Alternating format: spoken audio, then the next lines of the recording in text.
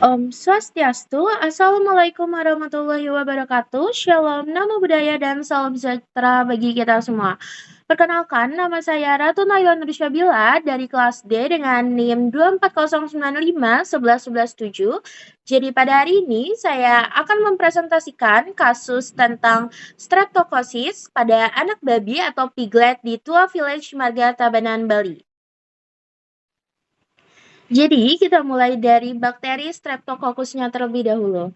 Jadi, Streptococcus suis adalah bakteri gram positif berbentuk bulat atau kokus yang tumbuh berantai.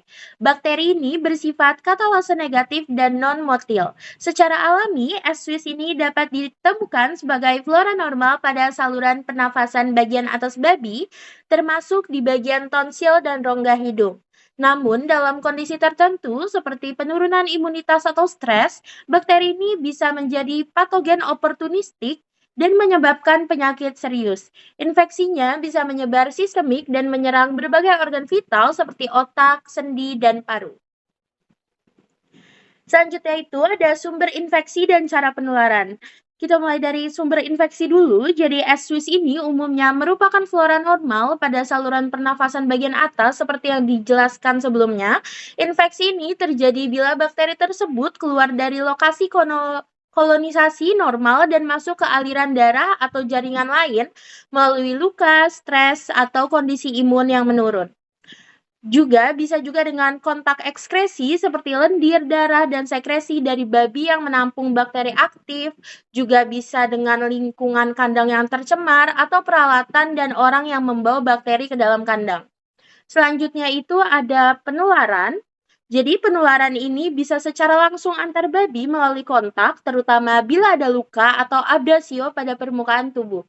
Penularan secara tidak langsung bisa melalui alas kandang, makanan, dan minuman yang terkontaminasi bakteri. Bila terjadi septikemia, bakteri bisa menyebar ke berbagai organ melalui darah.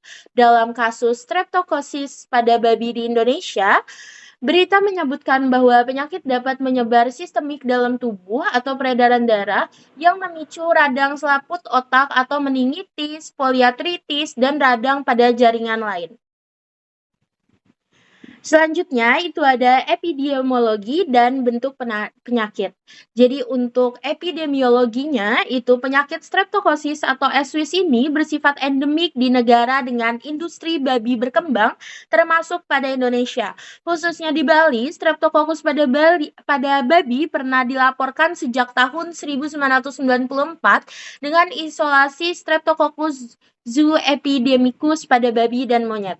Kasus di Tua Village, Bali adalah contoh lokal dari gambaran klinis streptokosis pada piglet atau anak babi. Studi tonsil di Denpasar juga membuktikan kehadiran S. suis di populasi babi yang dipotong. Selanjutnya itu ada bentuk penyakit dan organ yang diserang.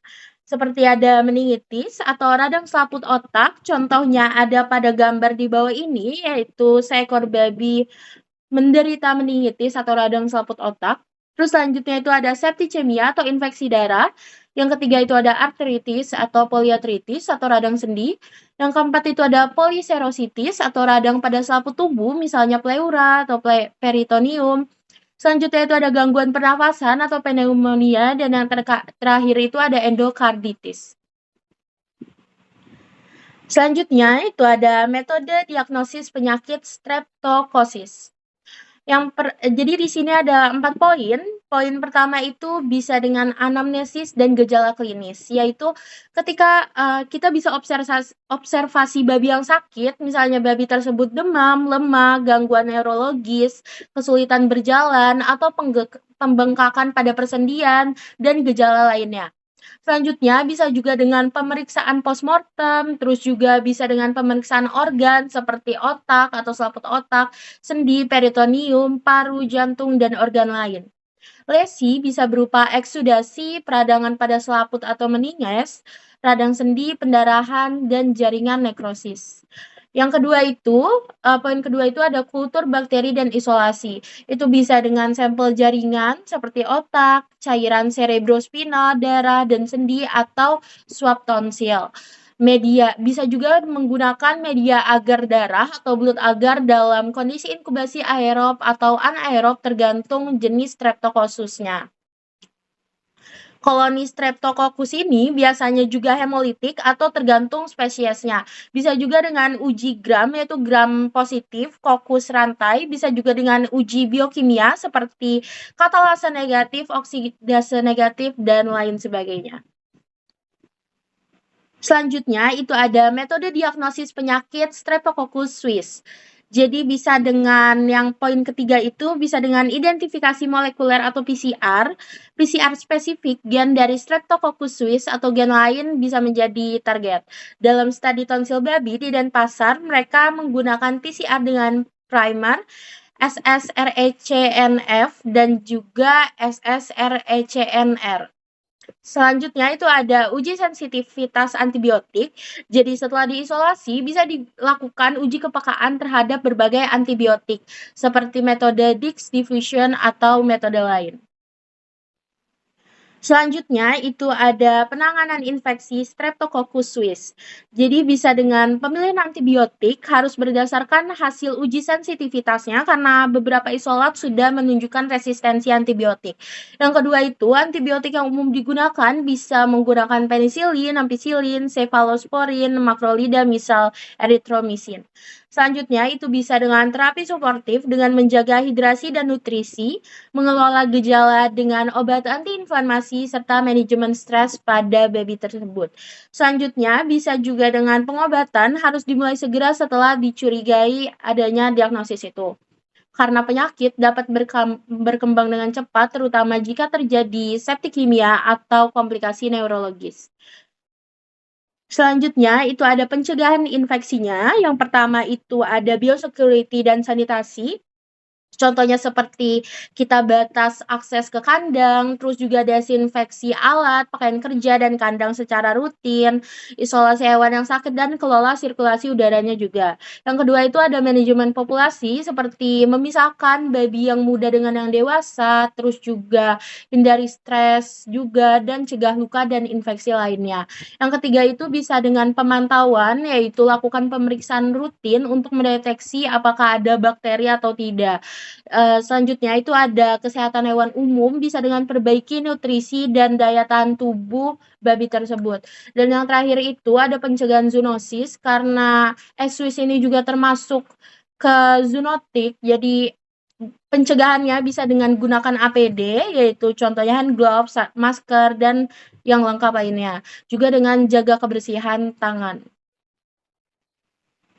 Selanjutnya, ini ada aspek zoonosis seperti yang saya jelaskan sebelumnya. Jadi Swiss ini merupakan bakteri zoonotik yang berbahaya. Kalau pada manusia, infeksi bisa menyebabkan meningitis, septicemia, bahkan gangguan pendengaran permanen. Resiko penularan tertinggi terjadi pada peternak, dokter hewan, atau pekerja rumah potong hewan yang kontak langsung dengan babi yang sakit. Oleh karena itu, penggunaan sarung tangan atau hand glove, masker, dan pelindung lain saat menangani babi saat dianjurkan untuk mencegah penularan ke manusia. Dan yang terakhir itu ada kesimpulan. Jadi, Streptococcus suis adalah penyakit bakteri dengan potensi zoonotik tinggi. Kasus Piglet di Tua Village, Bali adalah contoh nyata bahwa penyakit ini bisa muncul di lapangan. Diagnosis ini butuh pendekatan kombinasi klinis, anatomopati, kultur bakteri, dan identifikasi molekuler serta juga uji sensitivitas. Penanganan harus berdasarkan antibiotik yang efektif, resistensi juga menjadi tantangan. Pencegahan melalui biosecurity, sanitasi, dan manajemen populasi itu sangat penting. Karena aspek zoonosis, pengendalian penyakit ini juga penting dari perspektif kesehatan masyarakat. Sekian dari presentasi saya hari ini, kurang lebihnya mohon maaf. Saya tutup dengan Paramasanti, Om Santi Santi Om. Wassalamualaikum warahmatullahi wabarakatuh. Shalom, namo buddhaya, dan salam sejahtera bagi kita semua.